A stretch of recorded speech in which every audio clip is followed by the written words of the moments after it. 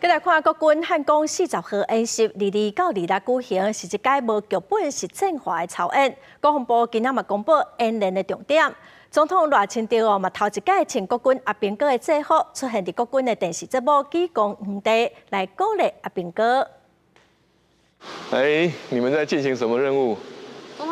总统好，第一摆请国军为采访，总统赖清德出现伫举光皇帝，也是第一位伫国军汉光演习进前的精神战日周，用官兵精神卫冕的3分统帅。赖总统强调，政府继续强化国防甲无对称战力，守护台海和平。那我也相信，只要我们大家站在一起，团结一副。 我们一定可以让国人和全世界看到我们守护国家的决心。国防部初9公布汉光40号演习下会至到日进行无剧本实战化操演，规划战略保存、整体防空、联合击击、甲联合国土防卫作战等5大阶段甲区目。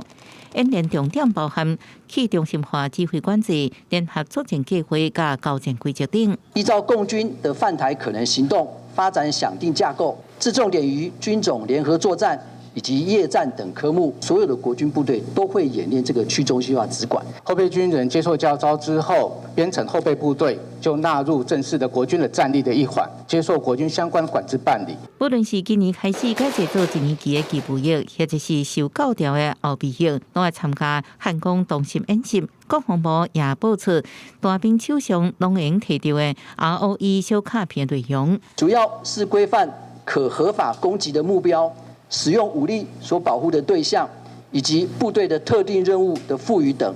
配合汉光演习、万安演习，也会自治到25，照顺序伫中部、北部、东部甲外岛南部地区实施。时间是下晡1点30分到2点，会进行营车管制、国级政府机关、学校、公司等，拢爱配合演练。记者综合报道。